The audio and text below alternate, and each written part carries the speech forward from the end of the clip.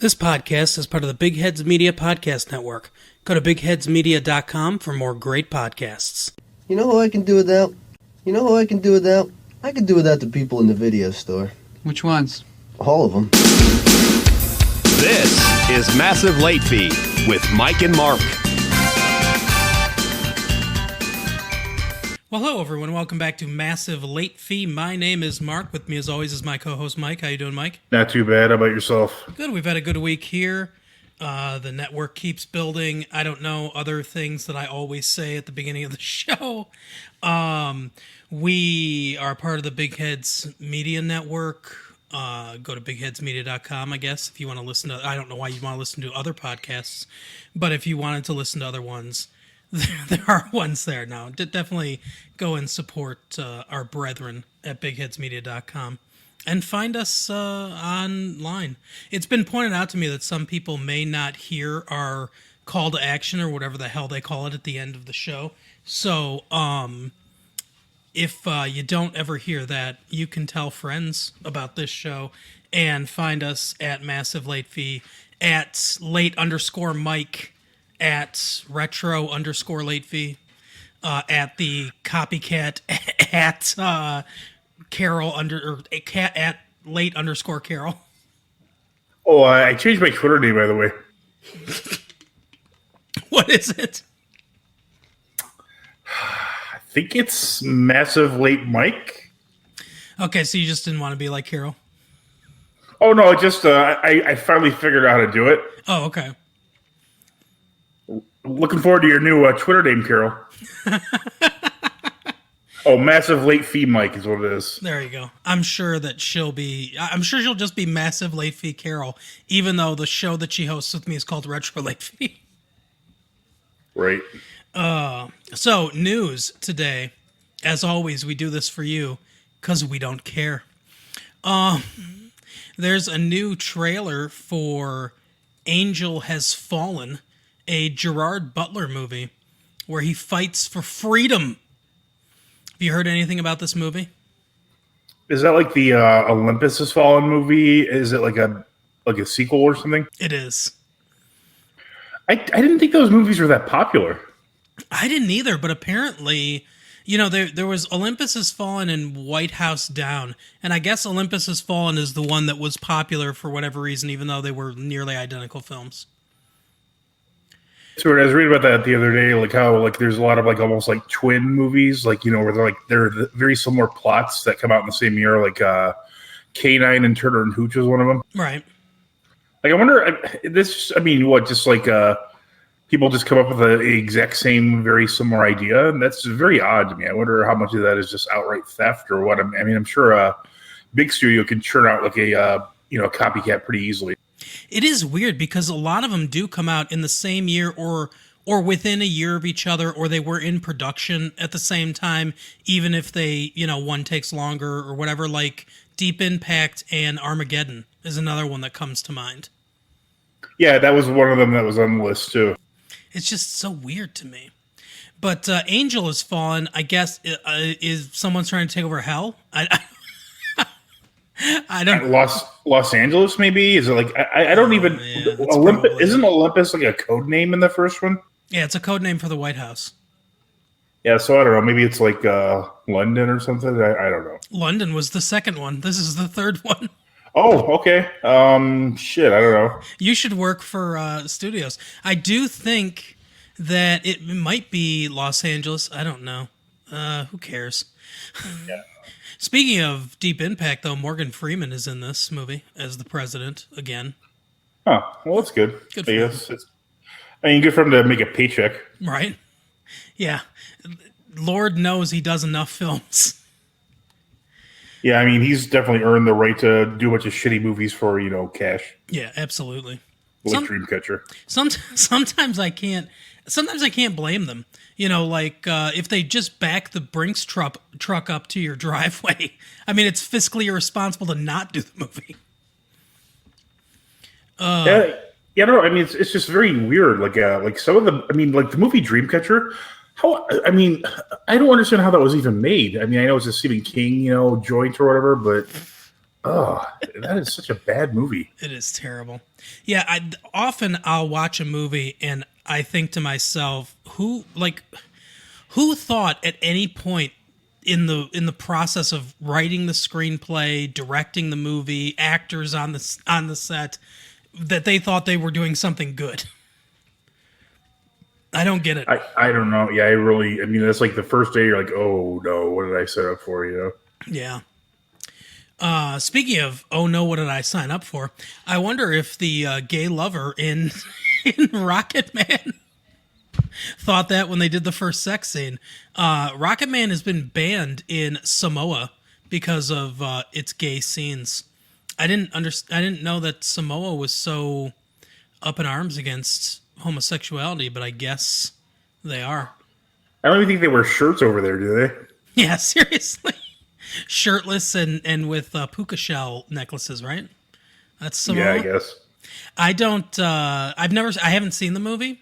I know that that Taron Egerton from Kingsman's in it as Elton John, and I guess it's supposed to be, I don't know, okay. But yeah, I guess there's a lot of gay sex in it, which, it's Elton John, so you kind of got to expect that. Yeah, I would think so. But yeah, I don't know. I guess it's controversial, though Taron Egerton has refused to comment on the quote unquote scandal that I didn't know about until I opened up Screen Rant and read this story. You think they just gave some money to somebody from Simone, like, hey, can you protest this? We need a little bit of publicity. Yeah, no kidding. That I wonder about that sometimes when movies like this come out and they get protested. It's like, who cares? And then the headline is neither of the movie theaters in Samoa will be playing Rocket Man. Right. I was just thinking that too. If they do something like that, they have a board meeting where they're mapping out different territories, and it's like, okay, this will help our box office in other places, but obviously we can't ban it in China or any place that has a huge amount of people. So what will maximize our bottom dollar? Yeah, I mean, they just watch the Rock movies on loop there anyway. So I mean, what does it matter if they're boycotting something or not? Yeah, that Rampage movie is still playing on a loop there, and I don't know. It's like the experience that Braveheart was for the people in Scotland. They're cheering in the aisles and raising their hands in victory when he beats up the the lizard man or whatever. Yeah, great job for Scotland to become completely independent from the United Kingdom too. I guess there's new scenes from or on-set pictures from Rambo: Last Blood. I don't get this. Who's asking for this movie? So I think Sylvester Stallone's agent was the only one that wanted this movie made. It's like well, I like the original Rambo, but he wasn't old enough. No kidding. He's getting there. I want a 70-year-old man to walk around shooting people. I want them to bring the corpse of Richard Crenna back to life and trot him out for this movie. Why not? Oh God! So yeah, apparently I don't know. He's shooting people in Mexico. So it echoes real life. Thanks, Rambo. Yeah, I don't really care about the Rambo movie at all. The first one was okay. I don't think I care about any. So I've never seen a Sylvester Stallone movie that I liked. Ooh, I like Oscar. You'll make fun of. I've seen Stop Oscar. or my mom will shoot. Now you'll make fun of me for this, but I like Demolition Man. Oh, actually, no, I do like that one. That's maybe. I think it's like a fun kind of. It's like a kind of fun movie, Yeah. So, in the last bit of news here about something I know you don't care about and something I don't at all care about, Disney Parks has opened some new thing called, I think it's called Galaxy's Edge. If I'm reading this story correctly, it's some sort of Star Wars exhibit thing that I'm never going to go to and don't care about at all. But this story is titled, "What Star Wars costumes are you allowed to wear at Galaxy's Edge?" The answer should be none, by the way. But I'm sure, you can't wear, I don't know, Yeah, like if you're a certain age, I guess at Disney parks you're not allowed to dress in character or whatever, which is kind of weird. But I mean, it probably does help because there's a lot of weirdos who like would go there like a 50-year-old guy dressed as Goofy or something. Yeah. So apparently, oh yeah, you're right. It is an age restriction. Those over 14 years old cannot wear any full outfits, which includes robes for some reason. I don't get that. I get this part: entire body attire like stormtroopers or Wookiee costumes, and any military style items, including body armor and knee pads, blasters and holsters, masks, and headgear and face paint. I guess that. That does make it a little more safe. I mean, if you dressed as a stormtrooper, you could just, I don't know, bring in a real gun. I don't know. You could be some sort of sex pervert. But aren't most of these Star Wars fans sex perverts anyway? So you can't wear a full robe, but you can wear like one of those cinched at the waist robe things, I guess. Or what about like a Rodney Dangerfield style open robe with nothing underneath? That's not specifically banned from what you're telling me. That's true. Yeah, you could definitely do that. You could come as Obi-Wan on his day off with just the, the twins and Mr. Frank hanging out. I guess it's probably about concealment because you could conceal things underneath this kind of attire, I guess. I don't know. Does that mean everything needs to be form-fitting? I don't know. I don't think you want that with that crowd. We have to see everyone's dick print. Oh, all right. Where are we going now? Oh, Educating Mike. That's right. That's the segment we do now. So Educating Mike this week. I looked for a really bizarre one, and it does sort of hook up a little bit into what we're talking about today. But I think you're gonna like this. This is this is weird as fuck. Are you familiar with the 1974 film Zardoz, starring Sean Connery and Charlotte Rampling? I've heard of it, but I've never watched it or anything. So here's the plot of Zardoz. In a future post-apocalyptic Earth in the year 2293, smart idea to put it, at a point where they'll all be dead. Too many science fiction movies from the 70s were like, in 1999. The human population is divided into immortal Eternals and mortal Brutals.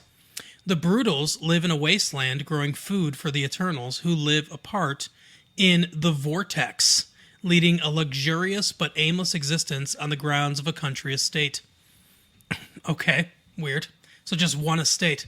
The connection between the two groups is through brutal exterminators who kill and terrorize other brutals at the order of a huge flying stone head called Zardoz, which supplies them with weapons in exchange for the food they collect. So they all worship a giant stone flying head, which, is great, I guess. Zed, Sean Connery, a brutal exterminator, hides aboard Zardoz during one trip, temporarily killing, in quotation marks, its eternal operator, Arthur Fran, played by someone named Niall Buggy. That is the most English name I've ever seen in my life. Because I think you're right. It's Niall Buggy. Does that translate to Ford Fairlane? It may. I'm not sure. Arriving in the Vortex, Zed meets two Eternals, Consuela, played by Charlotte Rampling. Not, for those of you not familiar with Charlotte Rampling, she is not Spanish in any way. And May, played by Sarah Kesselman. Overcoming him with psychic powers, so they also have psychic powers, they make him a prisoner and menial worker within their community. Consuela wants Zed destroyed immediately. Others, led by May, and a subversive Eternal named Friend, because, subtlety is for everyone else, played by John Alderton, insist on keeping him alive for further study. I should also point out that through this entire film, Sean Connery's costume is a red diaper. That's fair. So keep that in mind as we talk about this. In time, Zed learns the nature of the vortex. The Eternals are overseen and protected from death by the Tabernacle, an artificial intelligence. Given their limitless lifespan, the Eternals have grown bored and corrupt. The needlessness of procreation has rendered the men impotent. I don't know why, but I guess. And meditation has replaced sleep. Others fall into catatonia, forming the social stratum the Eternals have named the apathetics. That'd be me. The Eternals spend their days stewarding mankind's vast knowledge through a voice recognition-based search engine, so Google, baking special bread for themselves from the grain deliveries, and participating in communal meditation rituals. This is starting to sound oddly prophetic. To give time, and it's artisanal bread that they're making. They're just hipsters. To give time and life more meaning, the Vortex developed complex social rules whose violators are punished with artificial aging. The most extreme of offenders are condemned to permanent old age and the status of renegades.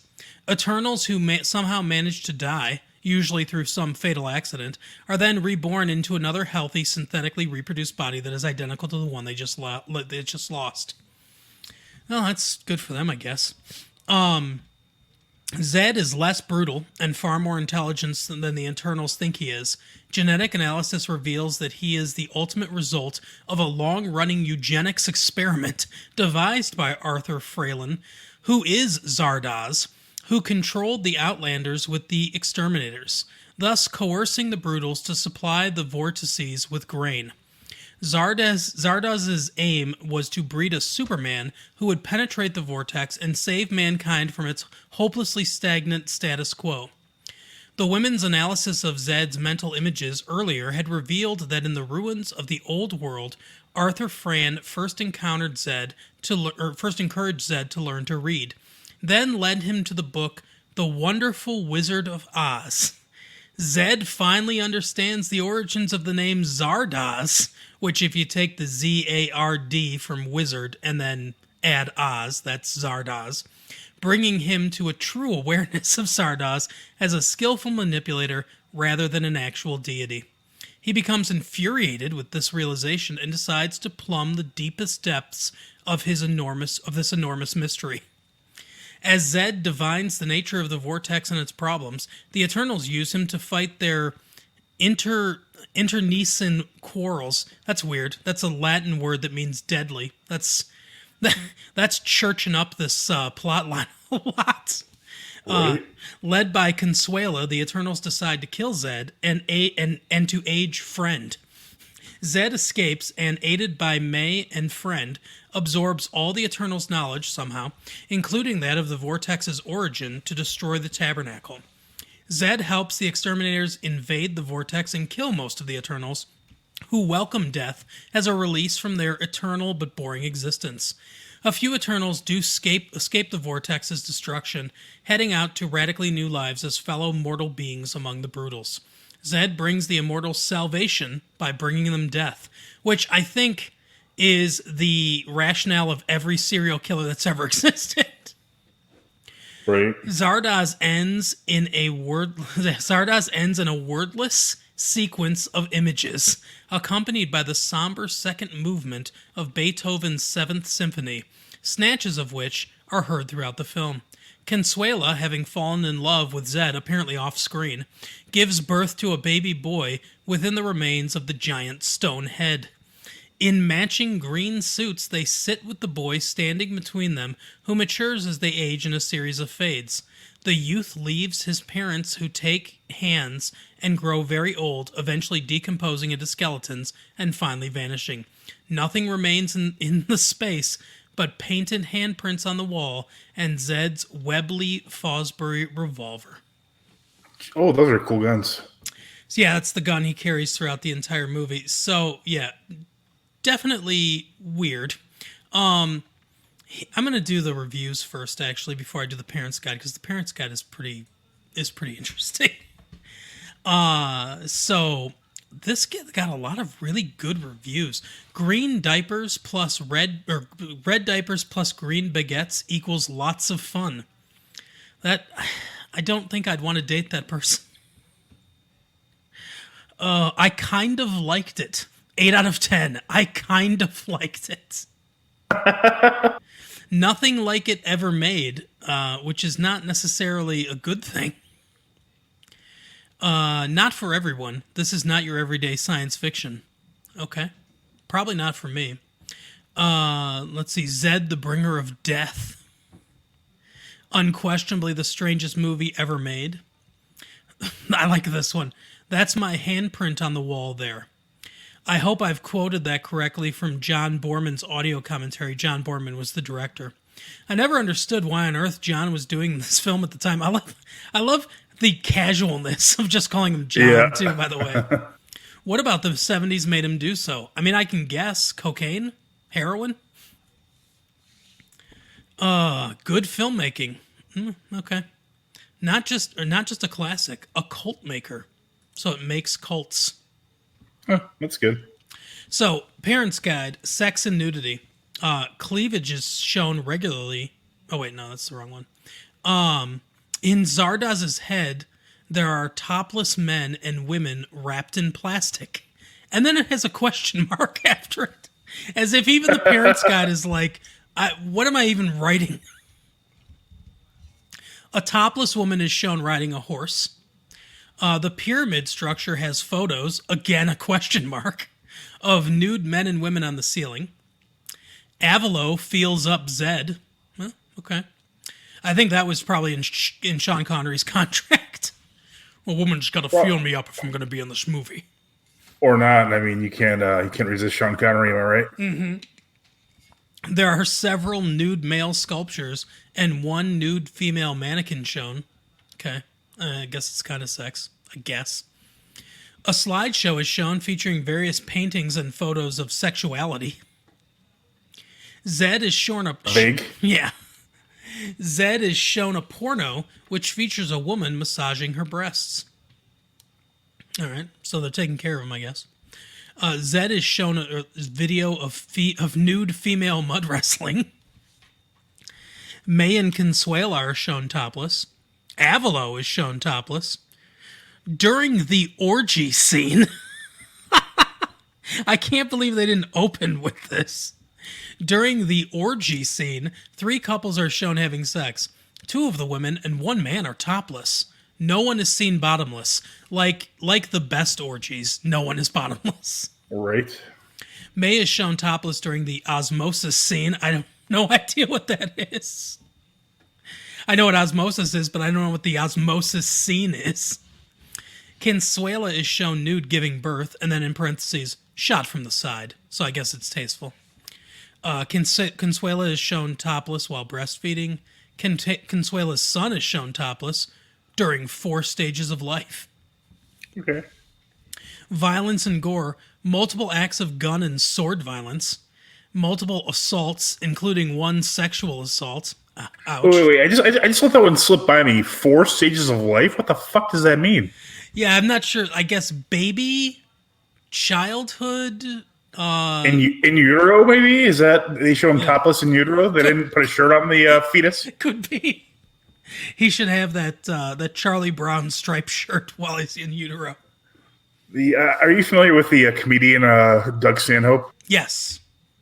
He was talking about how he liked to mess with people, and usually what he does, he just goes more extreme. Mm-hmm. It's like when there's somebody who had how you see those anti-abortion ads that show a fetus and that kind of stuff, right? Or and he sent them a letter saying, "How dare you have these fetuses be nude? You should at least put some kind of clothes on them or something." That's awesome. Just to out be offended by somebody. That's hilarious. Oh, multiple whippings. Well, it is a Sean Connery movie, so there's going to be some slapping. Whipping teenage babe. One of the exterminators cuts a person's throat. They just put this in here. They just lay this right in here in the middle of this. Zed rapes a woman. And what? And then in parentheses, not graphic. I don't know if I've ever seen the phrase rapes a woman and then not graphic right next to it. How does it how does that happen? They go to a room and then they come out I was raped. Sorry. Yeah, maybe. He was very polite about it. By the way, did you rape me the other day? Yeah. At some point, Zed rapes a woman. That's our hero, by the way. In Impalement. I wouldn't call him a hero. Right. During the orgy scene, this is a big scene in the movie, a woman is shown with a slit throat. But she has her pants on. Don't worry about that part. Right. During the orgy scene. Ugh. No drugs or alcohol, and apparently no frightening or intense scenes. Well, that's good. Oh, violence and gore. This is under violence. Zed and Consuela's skeletons are shown. But they died of natural causes and then decomposed. That's kind of the opposite of violence. Yeah, it's not violent at all. Oh, God. So that is Zardoz, the 1974 classic. If you have an inkling, check it out, I guess. I don't know. But now, Mike, you know what Zardoz is. And now I know. All right, so let's do our new game, our new segment, where we each look up a movie on the Parents Guide on IMDb, and we try to get the other one to guess what it is with the most vanilla things we can find. Yeah, we don't have a name for this game. I thought we had some ideas, but I think they were stolen for other things. So Yeah. So there's that. Do you want to go first, Mark? Yeah, Since I went first last. I'll go first. So here's maybe the most just nondescript thing in the world. This is under sex and nudity. One scene of sex, no nudity in this film. Okay. You want to take a guess? Super bad. Nope. That is a very good guess, though. Wouldn't it be great if I guessed right? That was an excellent guess, because I'm pretty sure there is one scene of sex in that movie, and there is no nudity in that film. All right, here's a vague one for you, and it's hilarious too. This is under profanity, moderate. 2 of 5 found this moderate. There are 2 uses of F asterisk CK, so they don't actually spell out fuck. Right. 5 uses of shit, 5 uses of bitch, 3 uses of ass, 1 use of piss, 1 use of bastard, and 1 use of boobs. There are also 5 uses of hell, 2 uses of damn, 1 use of crap, 1 use of G's. I don't know how that's a profanity. and this one at the end is the best. And 24 uses of the Lord's name in vain. Wow. I wonder what religion the person that wrote that one was. Right, no kidding. Mallrats. No, but not a terrible guess. But I can't go into it anymore. In fact, disregard that comment. It makes Okay. Let's see. Okay, here's another sort of vague one. I guess I could do here. This might. I don't know. I don't think this will give it to you, but I'm gonna risk it that this might give it to you. Ooh. So we need to get a formal point system because that'll there's it's so weird. This is very hit and miss. I looked at a couple, and the first one I looked at was Short Circuit 2 because I thought it'd be hilarious. but there's one clue that doesn't mention Johnny Five in it. Yeah. And the best part of that movie is I discovered that the voice of Johnny Five had top billing over Fisher Stevens. That is hilarious. Poor Fisher Stevens. Yeah, I guess. He offended an entire race of people for that movie. And then he went out to save the Dolphins. All right, so this is very similar to the one you read me. There's some things in here that I don't think it'll give it to you, but I guess it might. 8 uses of fuck. Approximately 20 of shit. They lost count at some point. 18 of bitch / SOB. 10 of whore. Approximately 35 of damn / goddamn. 9 religious exclamations. They don't say what those are. I assume just God. Approximately 40 of hell. 3 of bastard. There is also many slang terms for the human anatomy and couture. Ass, dick, pussy, pecker, humping. Yeah, I had an idea for a second, but I don't think this is it. My guess was going to be dirty work, but this is not. I don't think that makes sense now. Yeah, it's not dirty work. Although that would be a good one to do. Is this movie involve two Jews and a Gentile? Oh, I'm not sure. I don't think No, so. no. Oh, you don't remember that? The Spaceballs commentary? Oh, yeah, that's right. Where he kept, like, for some reason, it kept on repeat. It was like the first line is, two Jews and a Gentile. Oh, my God. That must seem like a really weird comment for me if you didn't know what I was talking about. Right. But no, it's not Spaceballs. Okay. Let's see. Hold on a second. I have to find this. It's a very delicate balance. Yeah, you can eliminate any like identifying markers too. There's a few like kind of vague ones in here that I can do too. So Sure. A boy demonstrates with his hands that a woman has a humongous chest. a boy. Okay. So, interesting.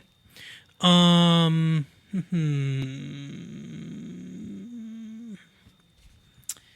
Oh man, it like your comment makes me think it's a Kevin Smith movie. I'll tell you that it is not a Kevin Smith movie. Okay, let me think. A boy. Like I said, my comment literally disregard it because it makes no sense. Okay. I know I've seen this scene in many movies. So I just gotta try to remember one where I've seen it. Let's say, American Pie.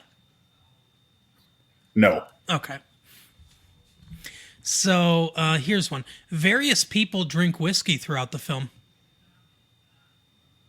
Well, I really have no clue what this is.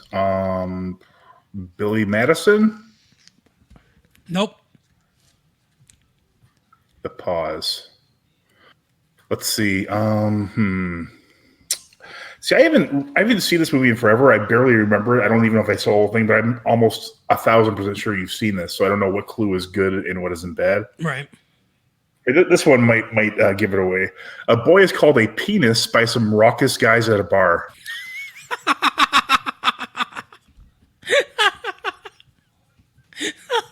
I just love that phrasing.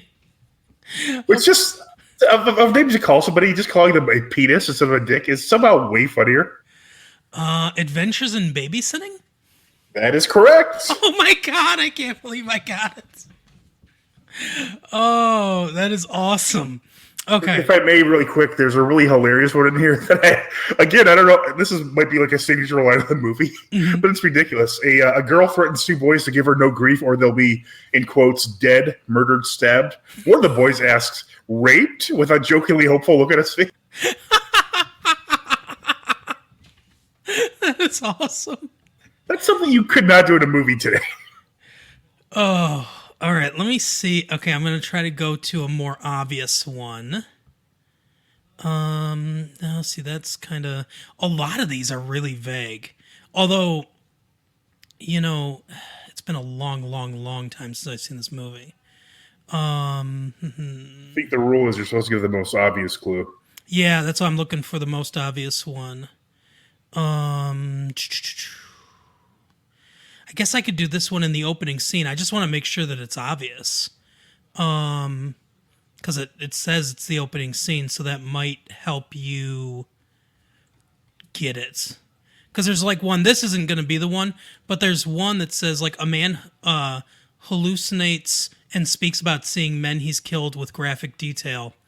That's one that I could like see you maybe getting it, but I don't think it's the most obvious. Yeah, okay. That doesn't help me at all. So I'm going to do the opening scene one, and I'm hoping that this is the most obvious one. It's going to be either this one or this one. In the opening scene, a man and woman are shown having sex with sounds and movement, though no nudity is shown. When they are interrupted, the woman's bare legs are shown as she puts on her dress. The interruption, a man threatening a woman with a knife. She is in a nightgown-like dress, and he is shirtless. This takes place in the brothel. I legitimately have no idea what this movie is. Like, I mean, if you want to give me the other clue you said was obvious, it just is not. I mean, I might not have even seen this. Wait. No, I was saying it's not The Watchmen because that's not correct because that's not the opening scene. A large gunfight occurs in a bar. Lots of men killed with some bloody results, e.g., a man is shot in the neck, blood clouds, a man is shot in the back, blood sprays, and so on. You see the aftermath of the shootout with a brief close-up of a man covered in blood. I have no idea, Mark. I couldn't even begin to guess. Oh, let me see. How about this one? William has a slightly bloody nose after his horse throws him. No. And you've definitely seen this movie. A horse is shot. Oh, William. No, I say is it Bill and Ted, but I don't think it is. A horse is shot, the rider has an off-screen broken leg, and is shot once in the stomach afterwards with a bloody bullet wound and some blood shown on his hands. I literally have no clue as to what this is. Oh, is there anything else? The attack on the prostitute may disturb. God damn it! I just realized what this is. It's Unforgiven. Correct. You got it. Yeah, I forgot the opening scene. I forgot that she was, cut up in the opening scene is what it was. Because I was thinking the opening scene was when they were at the they show like him and like his kids, but that's actually not the opening scene. So I had it wrong. But yeah, that's one of my favorite movies of all time, Unforgiven. How I didn't get that, even especially when you said William, I don't know, but it's just kind of vague-ish. I don't know. It was tough too because there's none that it's not like Short Circuit or anything where they constantly refer to the Gene Hackman or Clint Eastwood's characters' names, and there's nothing super obvious in any of the clues really. It's a really weird movie because it could be the most generic like Western movie ever, but it's really not. It's an amazing movie. I think I think the directing and the acting is what sets it apart from a lot of because like you said, I think the screenplay is sort of generic, but I think the way it's directed and the way it's acted really elevate the material. But like I said, it's been a long time since I've seen it. Probably 20 years, maybe. It's probably close to that for me too, but maybe not as long. Oh, all right. Well, that is our game. We will bring it back next week. Adventures in Babysitting was such a fucking good choice. I knew you were a fan of that one. I'm so proud of myself that I got it too on that bar one. That was pretty good, actually. All right. So now we will move on to Keeping Current with Mike. This is where we plumb the depths of the online paparazzi / entertainment news magazine things, and we try to figure out what's going on. We've been to Bossip, we've been to the Star, or I don't know, one of the UK ones. I can't remember. We've been to a lot of them. Where are we going this week, Mike? Yeah, I'm not quite sure. I was still kind of debating it. I was going to go back to Bossip because I'm a big fan. I started following them on Twitter. Shout out to Bossip. Yeah, we love Bossip here. But just give me a second. I'm trying to remember if this one still exists. So just one moment, please. So I was trying to go to TMZ Sports. I don't think that's a website anymore. Oh, okay. I'm familiar with TMZ a little bit. Yeah, I just went to the regular TMZ, which I don't think we've done. So let's see what the first story. All right. First one is Wendy Williams, and this is all caps, by the way. I knew my new friend has record, but, I gotta live my life, 3 exclamation. I knew my new friend has record. Oh, so like a prison record. Yeah, I think she's like dating some guy because I read or heard somewhere that she is divorced. Which I mean, how some man could let a gem like her slip away? I could never figure that out myself. Right. This is the woman that's famous for being on a talk show at 1:00 in the morning, right? I think it was. They used to play it at 11. No, it was at noon because every at my work we used to have a cafeteria type setup, and so every day I'd be there, fucking Wendy Williams would be on. It was the worst show ever. It's so bad. I mean, if you took all the people who were in the audience and just fired them into the sun every day, every time she was on, oh my god, the world would be such better. I hope you enjoyed the show. Here's the rocket to the sun. Right. She's 54. Apparently, she has been a television host, author, fashion designer, and media personality, and has hosted the Wendy Williams Show since 2008. She's also a New York Times best-selling author. Okay. Jesus. So, yeah, she was married to Bert, Guragiori,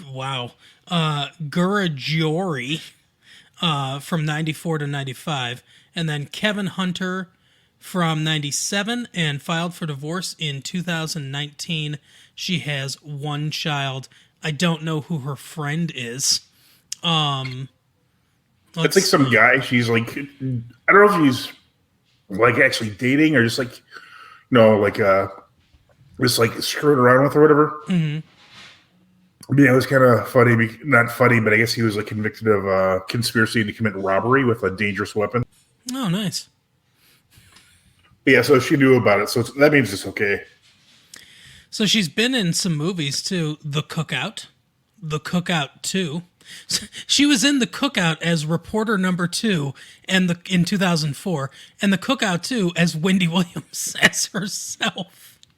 Oh no. So apparently she gained so much fame in the 7 years between The Cookout and the much anticipated The Cookout 2 that she was able to play herself. Think Like a Man, she played Gail.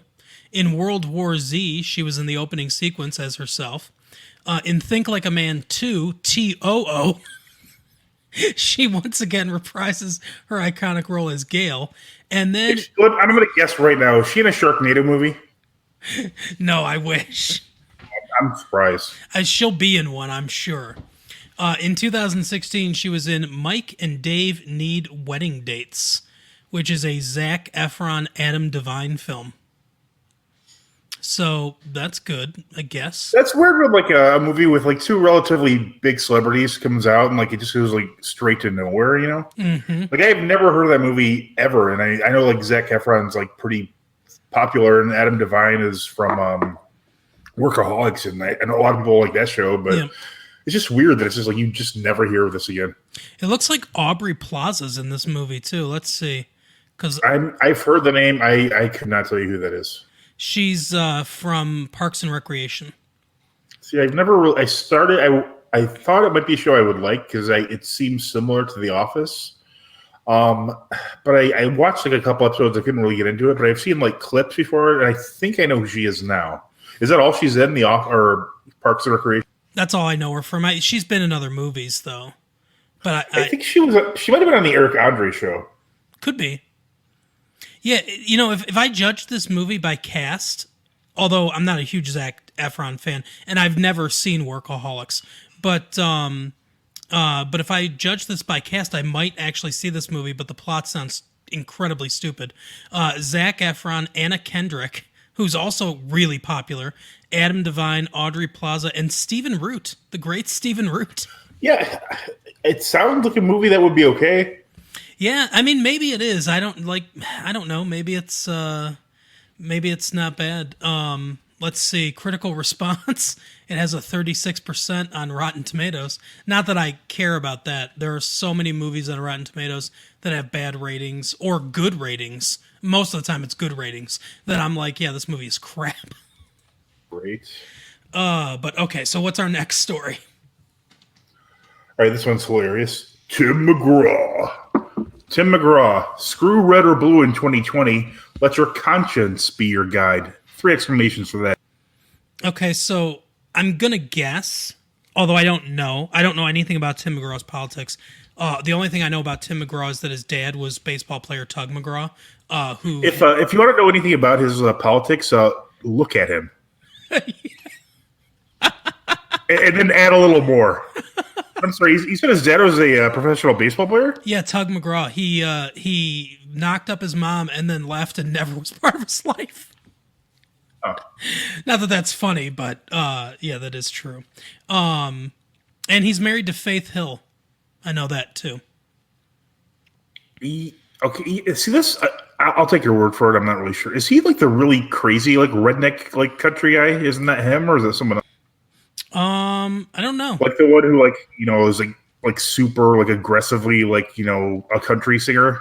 No, I think it's him. But I think you're thinking of like the one that they made fun of in South Park. It's like yeah, I thought that was him. no, that's somebody else. Oh, damn, what is his name? I know who you're talking about too, but he's like where he's like not to live. Toby Keith. Toby I Keith. think. Yeah. Yeah. Okay. Toby Yeah. Keith, that's it. Apparently Tim Okay. Apparently, Tim Go ahead. McGraw is a Democrat. It says on Wikipedia, which is the foremost site for knowledge, I guess. Sure. But Yeah, I mean, I'm a chap here, and because I was like reading this, I'm like, this doesn't sound like this guy at all. But it was Toby Keith I was thinking of, who, is like country, and then some. He's like a parody of country. He's so like hardcore. oh yeah. So my guess is, he refers to himself as a blue dog Democrat. That's funny. That's what they used to say about my grandmother. And I asked about that once, and they said, and my mom said, it refers to if the Democrats ran a blue dog for an office, she'd vote for that. So like just voting for Democrat no matter what, no matter if they're good or bad, which I always viewed as a really stupid ideology.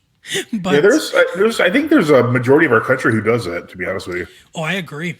But so apparently he's a Democrat, and I'm guessing what he's saying is, hey, people of Tennessee, where I'm from, and people of Texas who like my music, vote for Democrats, even if you're not really a Democrat, because I hate Donald Trump. That's my guess as to what this headline means. Yeah, it's not like super like wow, he said this. He's just saying get out and vote your conscience. Because I mean obviously there's a lot of people with the current president who voted for him because he was a Republican. And that's essentially what he's saying is, hey, you know what I always do? Don't do that. Right. Exactly. But no, I guess I do. I don't mind that message if celebrities are going to use their platform to advance their political stances, which apparently is what they want to do now. I guess that's the least offensive, because he's not saying vote for a Republican or vote for a Democrat or vote for the Green Party or vote for Libertarian or whatever. He's just saying vote your conscience, vote what you think is the best thing. So that's really what you should do as a voter. Exactly. So yeah, I guess that's fine. So he's probably not going to be sold in Walmart anymore for those violent comments he made there. Exactly. I can't wait till Trump starts tweeting about him. Tim McGraw's a loser. His father didn't even love him. Oh God, he really could get him on that. Sad. It is. That's sad. my favorite with the those tweets is when he adds like one word at the end, like telling people how to feel. Yeah. Like for those who weren't like quite clever enough to catch on to the subtleness in the earlier part, you should be sad. Unfair. Yeah, he's quite the he is quite the expert at Twitter. Oh God. Yeah, that's ridiculous. This next headline.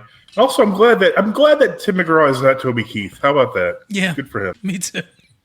There's like one of the stand-ups that Greg Giraldo was at, like the roast Tim McGraw, Toby Keith. My apologies. he's like, oh, his new. He roasted him a bit. And it was hilarious. You should definitely look for that. Greg Giraldo and Toby Keith. Yeah, the late Greg Giraldo.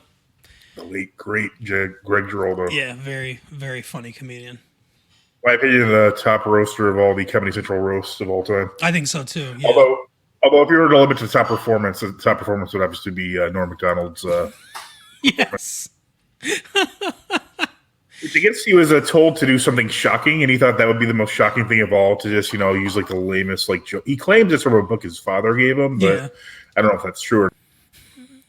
You've got a lot of well-wishers here, and a lot of them would like to throw you down one. A well. They want to murder you in a well, it says on this card. What I think is funny is I heard like an interview later with Jim Norton, who was on that roast, and he still didn't get what was happening. He's like, yeah, he told all these really weird old jokes. Like, you're a professional comedian. You should know what's going on here. Yeah. I thought it was the first time I saw it, I was dying laughing. I thought it was hilarious. Yeah, it was great. Especially how you could tell he wins the crowd over throughout the. Yeah. One of his best lines, too, wasn't even during his performance. He's just sitting there reading a paper, and then someone references it, and he goes, I wanted to read something funny, so I'm reading Marmaduke. Or I think it was Jim Norton who goes, it was great to see, Henry Foster up there. Or I can't remember the actor. I think it was.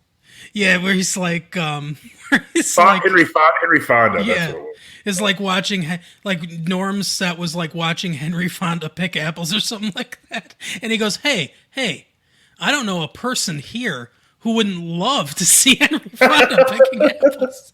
Yeah, that was great. I know, and I'm watching right after this. Mm-hmm. Oh, that clip you showed me of him doing the poker commentary it was great. Oh, it's so. I still remember watching that for the first time, and thinking. I mean, not in nearly as funny of a way, but thinking sort of along the same lines as Norm Macdonald was thinking. Because there's for those of you that have never seen it, Norm Macdonald did audio or poker commentary on season 7 of High Stakes Poker, which you can see on YouTube. They finally released him on YouTube, but. He one of the millionaires that's playing says that he had cancer and he beat it. And Barry Greenstein, who's a professional poker player and a good friend of Doyle Brunson, says, well, Doyle beat cancer back when they didn't beat cancer. And I remember thinking, I'm like, what is he trying to one-up this guy's cancer story? I think he was. And Norm Macdonald just says, Barry Greenstein pointing out that Doyle Brunson beat cancer back when it meant something. Which is just fucking hilarious. That's like a perfect setup for Norm too, that whole sequence. Absolutely. Oh yeah, Norm is the best. Yeah.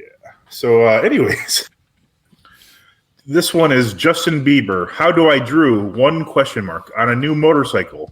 3 exclamation points. I'm not sure what "how do I drew" means. That is the mystery part of this for me. I understand what a new motorcycle is, and I kind of know who Justin Bieber is. Yeah, Justin Bieber is a Canadian singer. Pop singer, I think. Yeah. I don't know what "how do I drew" means though. How do I drew? What would that mean? Oh, okay, wait. I may have found the answer. I believe Drew is the name of the brand of motorcycle. Yeah, okay. That makes sense then. How do I Drew? So I guess it's like, how do you do? It's a play on that, I guess. Yeah. Like, although I did hear something the other day. Didn't he challenge Tom Cruise to a fight? That would be the best thing ever. Oh, God. I don't know, but I think Tom Cruise would beat the fuck out of him. See, I also think Tom Cruise would win because they're both kind of smaller, Yeah, and Tom Cruise, he works out a lot.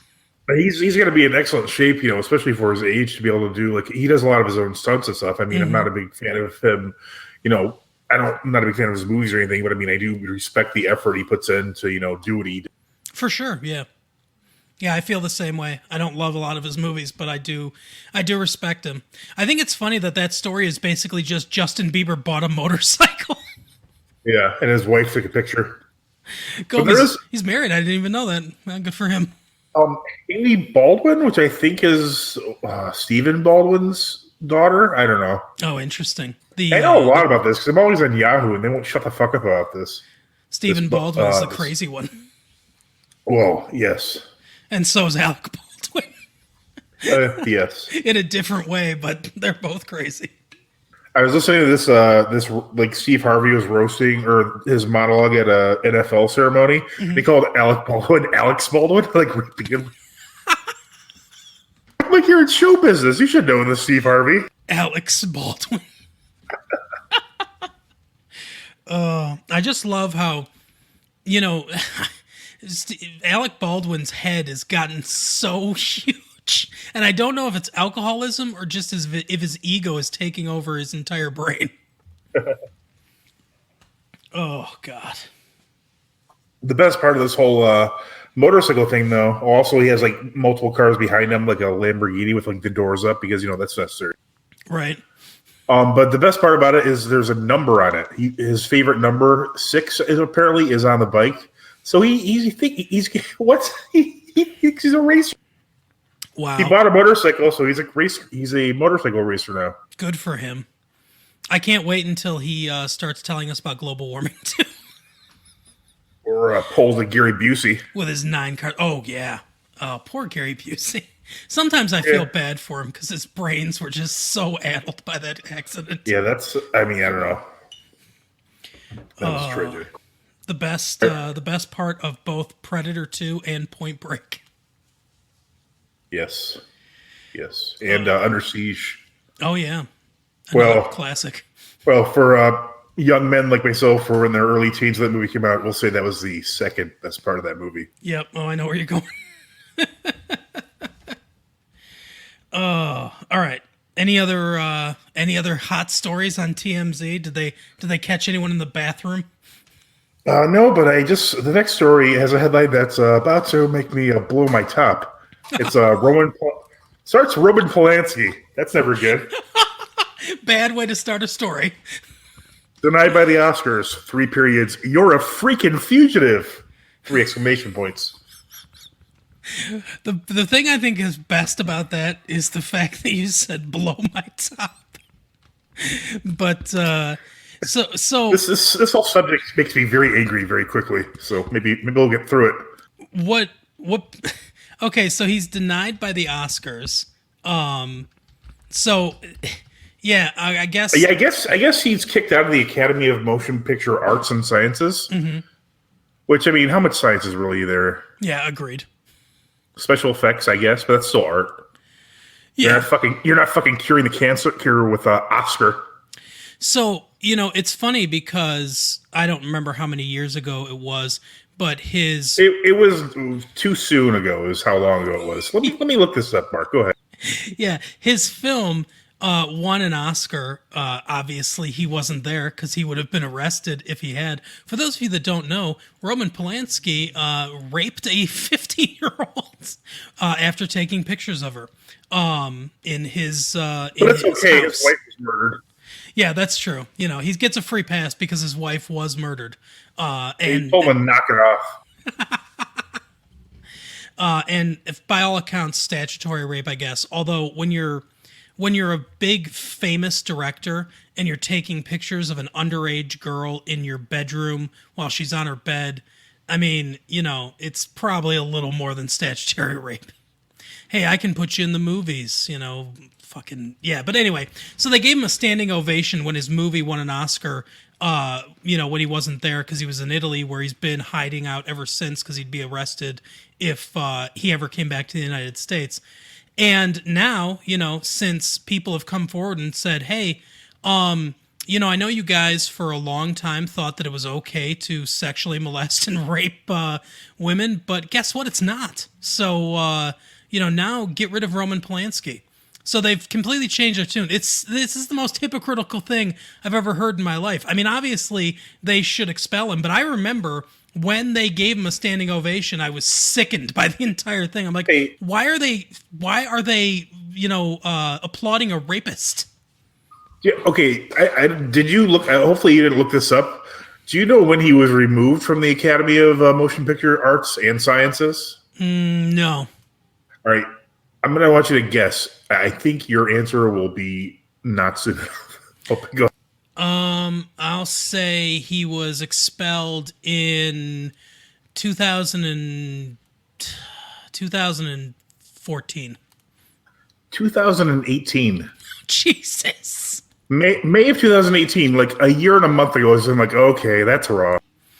Oh my God. Yeah, he committed this crime in 1978, by the way. Was it for the 40th year anniversary they decided? Apparently. Happy anniversary, Ruben. Oh my God. 2018, great. So I guess he was trying to sue, and they're saying, well, you can't sue us for expelling you because you're a fugitive. Right. So, yeah. Just more hypocrisy in Hollywood. Yeah. Have you ever seen any Roman Polanski movies? I've only seen one. It was The Ninth Gate with Johnny Depp. I've seen Rosemary's Baby and Chinatown. Oh yeah, I forgot he did Chinatown. It's kind of weird that he like kind of moved like genres around, I guess. But yeah, I mean, it was okay, but it was I kind of felt weird watching it because I'm like, yeah, but that was, I mean, I don't think, no, I think I knew exactly what he had done, but I'm like, it's kind of a weird, like, compromise we make. It's like, well, I'm really against people imprisoning women for sexual purposes, but R. Kelly just makes some really good music when he wants to. It's like the whole Michael Jackson thing, And I'm not ever a fan of Michael Jackson's music. I always thought it's kind of lame. Yeah, I'm not a fan of his either, but there are so many people that are willing to give him a free pass Sure. because of that. And, it's the same thing with like Elvis Presley. Elvis Presley, married an underage woman. And what's his name? Jerry Lee Lewis. I think it was Stephen Merchant that pointed it out on Norm Macdonald's show on YouTube that they took down, which I'm still sad about. But, if you reach a certain level of fame, then you're just immune from this stuff. Yeah, it's really weird like that. Yeah, I feel that if you look too deeply into anything is involving like the entertainment industry, you're just going to be creeped out. Like, I mean, for example, do you like the Godfather movies? Yeah. Francis Ford Coppola was associated with this guy named Victor De Salva. Okay. He directed this movie called Clown House back in the 80s, and he was shortly arrested thereafter for filming the young boy performing oral sex on him who starred in the movie. Oh, God. He was like kind of like an up and comer, and Francis Ford Coppola, was like, oh, I'll put you in this, I'll put you as an assistant director here, and he kind of like helped groom him like to be like a. Mm-hmm. So then, a few years later, maybe less than 10. I'm pretty sure it's less than 10. He's let out of prison, and he goes on to direct a movie called Powder. Have you seen Powder? Oh, yes, I have seen Powder. Do you know who's a producer on the movie Powder? I'm going to guess Francis Ford Coppola. That would be a correct guess. Oh, wow. After getting out of prison, he's still... the guy. Oh, my God, I'm reading about it, too. Pled guilty to lewd and lascivious conduct, oral sex with a person under 14. Jesus Christ. He was sentenced to 3 years, which, by the way, there's problems there when that's a 3-year sentence, and he served 15 months. Completed his parole in 1992. What's the parole for that? Hey, did you force any boys to give you oral sex today? No? All right. Right. Apparently he also wrote and directed Jeepers Creepers, which I've also seen. Oh yeah, I was just say he did Jeepers Creepers as well, and Jeepers Creepers and Powder both basically are movies that feature young men without shirts on. Oh yeah, absolutely. But I don't think Jeepers Creepers 1 was that so much, but I saw previews for the second one, and there's like an entire bus of like high school all boys team with no shirts on. The entire plot of the movie Jeepers Creepers is this weird entity wants this boy. And Francis Ford Coppola executive produced it again. Jesus Christ, Coppola. Oh. Yeah, so... Oh, it's Victor Salva. I apologize. Not Dis. I don't know why I thought it was De Salva, but so yeah, don't look up anybody named Victor De Salva. They probably didn't rape someone. Right. Although if they're in Hollywood, they probably did. And if they're friends with Francis Ford Coppola... Yeah. Oh, my God. Well, I guess I guess his wine is a good aphrodisiac. Oh no!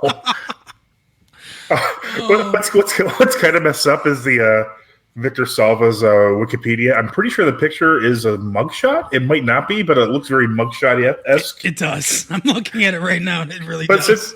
Since he's like a director, one of the categories says years active, 1986 to present. Oh yeah, I'm sure. Oh my God. And then some.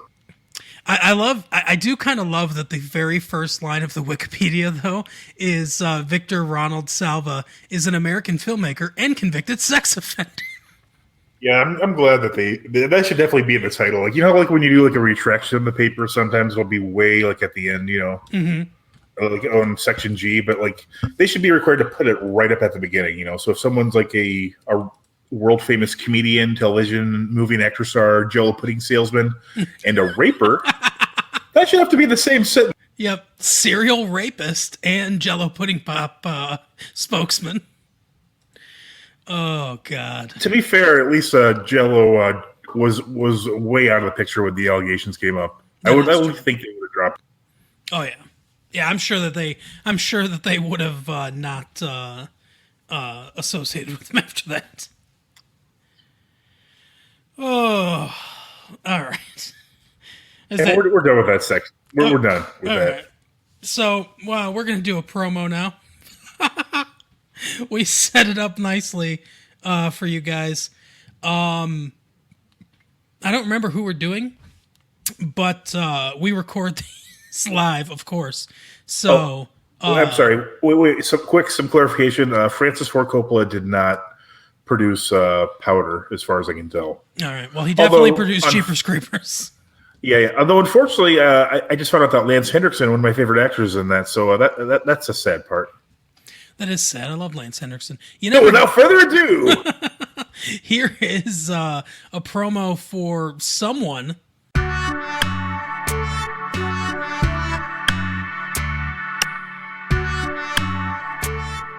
I'm Michael, the host of the semi-monthly podcast In a City Like Yours. Join me as I chat with interesting people with interesting life stories. You can listen to the podcast on all major podcast platforms, including Apple, Spotify, Stitcher, and TuneIn. You can follow us on Twitter at IACLYS Podcast, as well as on Facebook and Instagram at In a City Like Yours Podcast. Please feel free to let me know what you think, and keep coming back for the many interesting stories in a city like yours. Well, that sounds like a really great podcast. Very detailed too. Their promo there. So good. I agree. Good for them. Go listen to him or her and his or her co-host, or three people talk about all the stuff that they talk about on that podcast. Check out their spit on it. And now we will talk about his or her. We will talk about our main topic for the day, which is Good Omens episode 2. The book is the name of this episode. Mike, what did you think of the second installment of Good Omens? I felt that it was another strong episode. I liked it from the beginning. This one, I've actually gone ahead because I like the show so much. I might be confused on which episode's which to a small degree, but this is one that opens up with the story of Agnes. I forget her last name. The famous witch. Yeah, Agnes Nutter. That is so which is kind of like a trick at the beginning, like this Puritan witch hunter type is whose name is some ridiculous name. It's like he who has witnessed adultery, or it's just some bizarre name. Yeah, thou shalt not commit adultery, Pulsiver. Yeah, that's right. That seems like a very British, joke there. Yeah. And like on Monty Python, it's like, oh, let's make a bunch of funny words together. That's hilarious. It's like, okay, whatever. I want to point out that Agnes Nutter is played by a friend of the show, Josie Lawrence. That's very true. We love. I feel that she made the whole episode myself. Absolutely. But yeah, so it opens up with that, and she is actually a witch, and has the all the powers of a witch, which I'm not sure exactly what they are, but she's cured people of diseases. Yeah, that's great. How everything they list, it was like a beneficial thing. Yeah. First, she was telling people that they should run in the morning so that they can live longer. They need more fiber in their diet. She's cured people of diseases, and she can tell the future. Yeah. So, and everything that she was trying to do, in telling the future, is beneficial. Like she, at one point, she writes in December of 1980, an apple will rise, which no man can eat. Invest in Jobs's machine, and you will have great benefit, or something like that. Yeah, it was just so specific. And the voice of God, Francis McDormand, tells us that it's the only book in history of predictions in which every prediction is 100% accurate. And she knew that she was going to be killed. So because she knew she was going to be killed, she packed her dress with gunpowder and roofing nails. It's like a ridiculous amount. It was like 80 pounds worth total or something. Because I was like, how many roofing nails does she have? Because the explosion is ridiculous. Yeah, so go ahead.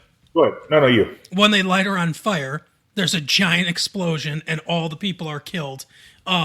She bades them to come closer to see what happens when mortals try to interfere in matters that they don't understand, which I think is sort of a warning to people that, human beings that might be trying to stop this Armageddon that we know is happening because of the 11-year-old boy Adam. I wonder if it extends to Aziraphale and Crowley or not, because they're not human beings. They're one's a demon and one's an angel, so they're eternal type creatures. But they're it's funny too, because I haven't gone ahead yet, but I'm really loving this show, and I keep getting the sense throughout the whole thing that those two are basically going to cause Armageddon while they're trying to stop it. That like everything they're doing is bringing it closer and closer to happening. So I don't know if I'm right on that or not. Since you've gone ahead, maybe you know a little bit more. But that's sort of the sense. No, unfortunately, when I go ahead, I'm usually drinking, so I'll just wake up at some point and I have no idea what I missed. So so it takes me like twice the time to watch. So I'm only on like episode 4, I think, that I'm really aware of what's going on. Okay, but I'm pretty sure I've watched the whole series a couple times. That is the fun thing about drinking and watching TV. I'm pretty sure I've seen it all a few times, but I'm going to keep going back till I get it. But yeah, so that happens. She gets killed, and then we flash. What happens after that? We flash forward, and it's the. I think we just go straight to the two descendants. So we go to one of Agnes Nutter's descendants, who's named Anathema Device. And she's kind of like scribbling onto the book of prophecies when we first encounter her, because she's probably like 8, maybe, if that old. Something like that, yeah. Yeah, so she's like, and then like her mother's like telling her about the book, and then does she quiz her on the book at that point? I don't remember exactly. She kind of, she does. She asks her about, like she reads off prophecy numbers and says, what they are. And the Steve Jobs one is 1. And she's like, that's stupid. It doesn't make any sense. And they're in a giant house in Malibu. And she said, right. Your grandmother bought 50,000 shares of Apple when it came out based on this prophecy. And that's worth $400 million today or something like that. Yeah, I think she bought 5,000 shares and it was 40 million. Yeah. But yeah, regardless, it's a pretty impressive sum from a prophecy. Oh, yeah. Yeah, so for those of you that don't know, anathema means something or someone that someone vehemently dislikes, and it's also a formal curse by a pope or someone else associated with the Catholic Church, excommunicating a person or denouncing a certain doctrine. So that's what anathema means, and she's Anathema Device. So definitely, they thought about that name when they were writing this down. Yeah, there's some fun parts of this one too. At the very beginning, I think I have this in the wrong order. Well, I'm sorry, I shouldn't skip ahead. We also meet the ancient descendant, or the descendant of the witch hunter that killed Agnes. His last name is Pulsifer. I can't remember what the guy's first name is. I don't remember. I think it's just John. I think it's something really generic. Something like that. Yeah, but he's fascinated by computers, but for some reason, whenever he touches one, it kind of like explodes. Mm-hmm. Yeah, and so we find he's like a computer engineer, and he has a job at a new place. He's trying to be able to do his job without actually touching the computers, which makes no sense, of course. Right. And so as soon they're like, no, you have to touch them. So basically, as soon as he does, the entire block's power goes out. Mm-hmm. I think they either leaves or they kick him out because we see him with his box like walking onto the street. Yeah, and we learn that his car's name is Dick. Yeah. And some pretty lady walks by and says goodbye, Dick, or something like that. And he says, "Oh, that's not my name. It's the car's name. You can ask me why." And she just walks away. Right. But I yeah, imagine it must short out them in a lot, all the electrical components. oh yeah, for sure. They were talking about some sort of team building exercise there that comes up later in the episode. But he gets fired before the team building exercise, obviously. And then he wanders through the park and he sees the great Michael McKean. I didn't even realize that was Michael McKean, at all. I'm like, where's? Then I read later he's in the show, and then I'm like, that must be him. And then sure enough, it was, because he really just like disappears into the. Yeah, he is an excellent, excellent actor. And he was on, for those of you who are fans of Better Call Saul, he was on Better Call Saul as Saul's older brother, James. He's done a lot of stuff. I think his first big role was Lenny or Squiggy. I don't know which one on Lenny and Squiggy. Yeah, he was. I think he was. Yeah, he was Lenny. He was Lenny in Laverne and Shirley. Yeah, so he was, but he was also, he played a pretty good recurring character in the X-Files called Morris Fletcher. I think he was a Man in Black. He was in quite a few episodes. He was really, I mean, he's always been good on everything I've seen him in. Wasn't he in a lot of the Christopher Guest movies as well?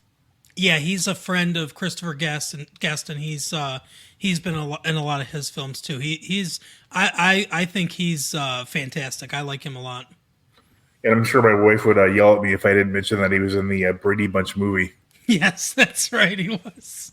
He's kind of weird. He seems like he seems like he's open to any kind of role, even if it's like a paycheck kind of thing. Even like he's like, well, if it's bad, I'll still be in it. I'll be good because he's good. He's good in that movie. It's not a terrible movie, but it's like obviously like a movie that's not going to win any Oscars. Right. But yeah, he gives it his all in any role that he's in. He's a true professional. And so he's in this, and he plays he's not a general, and he's not a colonel, or a major, or a captain. He skips lieutenant for some reason, but he is. I think it's a different rank in England. Like it's like that might be over major. I don't know. Maybe it's a naval rank. Yeah, that's possible. But he's a sergeant witch hunter, and the highest ranking one left, and so he talks to Pulsiver and basically says, come here at 10 o'clock and, we'll start going over things. But he's clearly hunting witches, and Anathema Device goes to England. They ask her why. She tells them the exact reason, that an ancient prophecy has drawn her there to forestall the end of days and all this stuff. And the woman at the British equivalent of the TSA just says, "What?" And she goes, "Vacation." So she's there looking for Adam, who she finds, but doesn't identify as the Antichrist. Just kind of talks to him and his friends for a minute. Because he's not really coming off, with any kind of evil type vibes, right. In spite of how they tried to raise the one they thought was the Antichrist, Adam actually grew up in a pretty loving family, and has a lot of close friends who like him and say he's creative. He's not evil at all from what we can. Yeah, and as they point out, I believe it's Crowley that points it out, that suspicion, like he's got some sort of cloak where suspicion just kind of rolls off of him. People don't suspect him of things. And I think that's kind of part of what's going on there with the witch as well. But so the witch is there and the witch hunter is there. So, we can kind of see probably where this is going, although it doesn't happen in this episode. But they're beautifully building a lot of different threads with different characters. And I like how we focus on different characters and really kind of get to know them each episode so far. That's another thing that really builds a lot of important ties for the audience to different people. Another thing I noticed from a couple of parts here that just came in, like how you mentioned how Anathema was trying to go through the checkpoint, and also earlier how at the very beginning Agnes has basically a suicide bomb on her. Like these are parts that are obviously written before 9/11, and they just didn't alter them. It's kind of interesting. I mean, I wonder if they just didn't bother to, or they didn't think it would be offensive, or if enough time has passed that people are like, okay, that doesn't automatically make me. What if there's almost a national PTSD we have after certain things, and then after about an average amount of time where the average person's over, it's like, okay, we can talk about that. Yeah, I think people probably make 9/11 jokes now, so I guess enough times they're passed. almost not even like shocking anymore. Yeah. I mean, at least on the the comedians I listen to and that sort of thing, it's like, yeah, okay, we know what happened. It's not it's not as obviously it's not Gilbert Gottfried level shocking where he made a 9/11 joke like 2 days after it happened. Yeah, God, Gilbert Gottfried. Like Norm's my favorite comedian. Gilbert Gottfried's up there for me. Yeah, he's. I mean, I don't think he gets enough credit. I think people mostly know him from like the terrible acting he does in movies. Mm-hmm. Like his stand up is like beyond reproach. It's amazing. Yeah, he is and fearless. That's one of the things that I love about his comedy is he is fearless. And he'll say the most offensive thing to the person who would be most offended by it, and just that's part of. He's joking on like a much higher level than anyone. Really. Yeah, for sure. Like the only person he cares whether or not he makes laugh is himself, which I think ultimately is really what you should be going for. Yep, I agree. Totally agree. But yeah, like they mention at one point, and I thought about this too, about how this was, obviously the book was written, quite a while ago. But they mention, like Azrael and Crowley both mention that they have networks of human beings that work for them, and we don't see them in this episode. But they both say that they are a little kind of out there and on the fringes politically, and they'll get their network of people to look for the Antichrist. And it made me think of how polarized people are now politically in the country, where, there's a lot of people that identify as, fairly far right, and there's a lot of people that identify as fairly far left. And they fight each other all the time online and everywhere else. I see sometimes people getting into screaming matches even just kind of out in public that start talking to each other. And it made me think of that, even though this was written in a time when that really wasn't the case. Because you said like 1990 or so, right? Yeah, it's very early '90s at the latest. So I'd say if it was written in '93 or '94, I'd be like, that's earlier, way later than. Yeah, so I mean, there was some political stuff going on, but most people really back in the early '90s didn't even really think about politics that much, and obviously weren't nearly as polarized as we are now. But it made me think of that, like, wow, they wrote this back then. But it really kind of hooks up with what's going on today. Now, I don't know if that's what they're going to do with these two groups, but it gave me that sort of idea. The other thing that happens at the beginning is the four horsemen of the apocalypse are talked about, and they mention how they outsource the job of summoning the four horsemen of the apocalypse, and we see a courier delivering a sword to War, who is in the guise of a world reporter, a pretty redheaded female reporter, and her sword gets delivered to her, and you can see her sort of psychically kind of interrupting these peace accords that are supposed to be happening in the Middle East, because who's going to sign first? Who's going to sign the treaty first? That's what gets them to start pulling guns out and killing each other. But it's clear, it's clearly her influence. Yeah, so she just walks away, with sword over her back, is like they just kill each other. Mm-hmm. I guess we should. There's another. Yeah, go ahead. I'm sorry. I was just going to say, I guess we should point out too, because we haven't mentioned him at all, because he was in the first episode and this episode. But John Hamm plays Gabriel, the angel. Yeah, that's what I was going to say. Yeah, that was a fun scene too. Yeah, where he's talking about he goes into the bookstore and he wants to talk to him privately. So he says, "Let's talk privately about my purchase. We're going to purchase pornography." And he's just screaming it at the top of his lungs, and the guy with him, I can't remember the angel's name, but he was responsible for Sodom and Gomorrah, I guess. He says something like along the lines of, "Oh, we humans are so embarrassed easily. We need to buy our pornography in private." And And then John Hamm says, "Oh, these humans are so easy to fool and everything." And Michael Sheen just has this knowing look on his face. He's like, "Yeah, you really fooled him." I love so far his character is pretty hilarious. He plays Gabriel, I believe. Yep. He like perfect casting too for just like because he has that even after Mad Men, which I didn't really watch that much. He's got that voice and that look where kind of any role that he's in, he sort of seems like kind of sophisticated and removed. Like he can do that really well. And that's sort of how, if angels were, real and everything, which I guess they might be. That's how I would imagine an archangel to be like, just kind of like above it all and removed. Yeah, you would think so. So where do we go from here, Mike? I'm trying to remember. Also, I'd like to point out that I did look it up, and Crowley actually is the correct pronunciation of the name. Okay, Crowley. Even Aleister Crowley. I mean, obviously, the character's name could be whatever they want it to be, but Aleister Crowley was Crowley. Yeah, I think the American actors call him Crowley, and the British actors call him Crowley. It could be. I never noticed that, to be honest with you. I think there's only a couple American actors, but I think so far they've all called him Crowley, but everyone else calls him Crowley.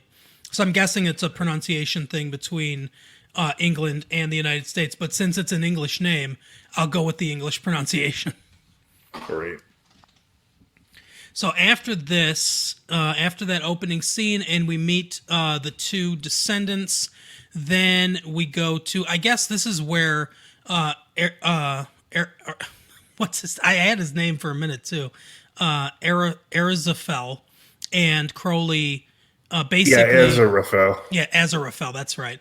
They basically, like say to each other, maybe the baby got, switched at the, on accident at the... They figure out what happened. So they go to the former church to try to figure out what's going on. Yeah, and then we see that it's now a paintball arena. Mm-hmm. We see this because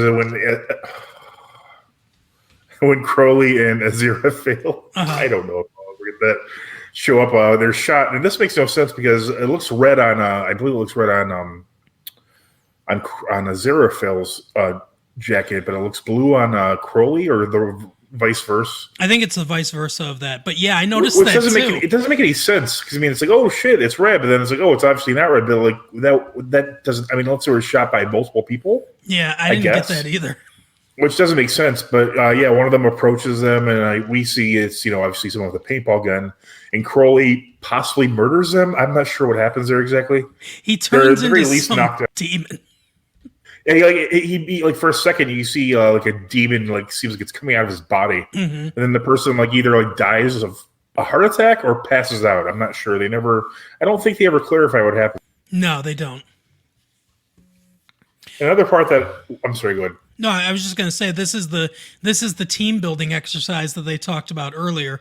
They're all fighting with paintballs, and at one point Crowley basically casts a spell to where they're using real guns. And Michael Sheen says, so, they're killing each other out there. And we see one of them get shot in the chest, like point blank in the chest. And he goes, no, they're all surviving with, what does he say? They're all miraculously surviving with last second things or whatever. It wouldn't be any fun either way, which is so funny because he is a demon and he's supposed to be evil, but he continues to show signs that he's not really pure evil. Right. And it's just as Aziraphale shows that he's not purely good because, they oh shit. I'm trying to think, this is the episode where Anathema, she sees them. Is that correct? I don't want to spoil it because I have seen beyond this. Yeah, that's right. and so they kind of hit her with a car, right? Mm-hmm, mm-hmm. Okay, good. I wasn't sure if it was this episode or the next one. Yep, it's this one. And so he's not beyond oh, okay, I'll just fix her bike and that'll be fine, And he does heal her as well, I believe. Yeah, he heals her broken wrist or something. And they have little references their ability, powers or whatever. He makes it light so you can see, her and that kind of stuff. Mm-hmm. And when he fixes her bike, he over fixes it. So he gives her. She's like, I didn't have multiple gears. He's like, oh look, it's only got the one gear. Like just passing it off as like, hey, you're hallucinating. You know, I don't know if that's something an angel would normally be expected to do. Right. Yeah. Yeah. He definitely skirts the line for sure. Yeah, and then let's see. After this, I shouldn't have watched them all because I'm getting them confused. I'll have to watch the most recent one before these. From Oh, it's okay.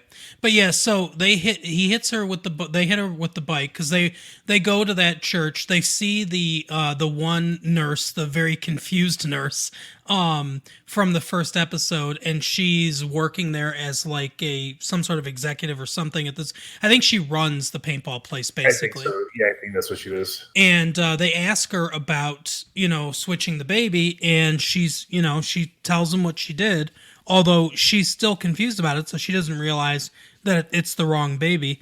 And, they're like, well, who could it be? So do you have records? And she said, yeah, they were all burned in the fire that those other demons started in episode 1. So they leave. Right. They leave there, and that's when Crowley hits Anathema with his car, and they give her a ride back to her house. And then the next day, she's sort of kind of going through everything, or it might be later that day. It's hard to tell because it's light in her room in the kitchen, but then when she goes outside, it's dark. So I think I think it's still just like maybe a couple hours later. But she accidentally left her book, the Book of Prophecies, from her ancestor in the car. And someone called too. I forgot to mention this too. Someone calls him early in the episode, Ezraphel, and asks for the book, and we don't know who that is, but he says, I don't have a copy of it. I'm sorry, I can't help you out. And so he finds this book, and you can see another one of his maybe not as good traits, because instead of returning the book to its rightful owner, like he probably should, he has other books of prophecies, first editions signed by their authors, and this is one that he doesn't have. It's like the only copy in existence, is kind of what we're led to believe. And he prizes it so much that he wants to keep it. And he starts going through and reading it and seeing all these different prophecies. The first prophecy he goes to is basically about him. Says, read and understand, what's going on. And it says, your cocoa's getting cold. And he looks over and he's got a cup of cocoa that's getting cold. Yeah. And then it shows him kind of reading the rest of the prophecies and being amazed by it.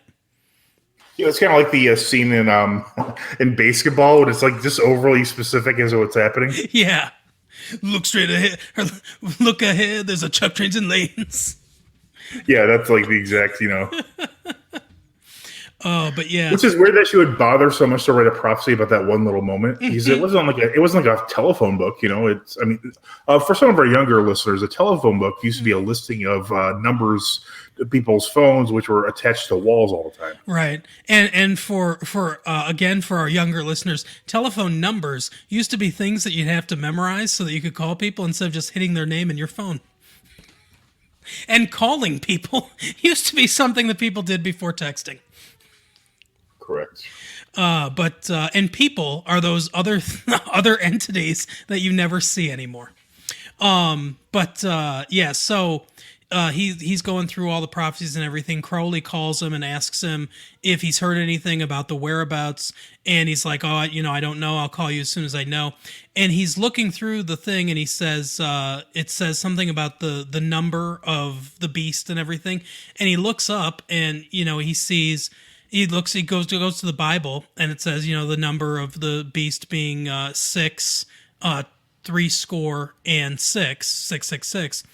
And in the prophecy book, it says that he's in, I think it's not Haddonfield, that's from Halloween, but it's something like that, Haddon's something or something like that, a small little town in England.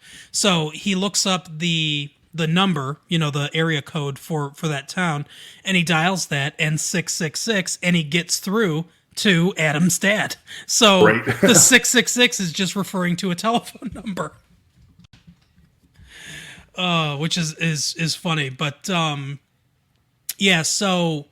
he calls him, and it says something about the beast standing on hind legs, and you can hear in the background Adam saying, "Look, I got Dog to stand up on his hind legs." Right. So he knows, he basically knows exactly where the kid is at this point. That's how the episode ends. I'm trying to think if there's anything else we left out that kind of happens before that. I think we pretty much covered all of it. Yeah.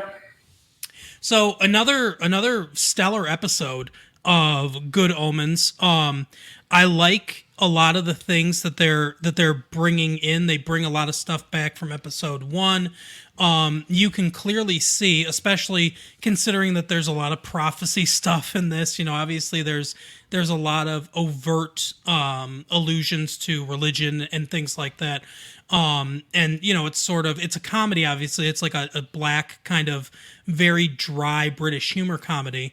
But you can see a lot of the little clues and things like that are popping up, and they're starting to get connected a little bit. And I assume that more will get connected as we go along, and there will be a lot of callbacks to things that happened earlier. And this is one of those kind of shows that I really like, that has little threads that all get tied together. Because those are really satisfying to me when an author can do that. Because it's almost like it's the written equivalent of juggling, basically, where you start a lot of these different threads, and then how skillfully you can weave them back together.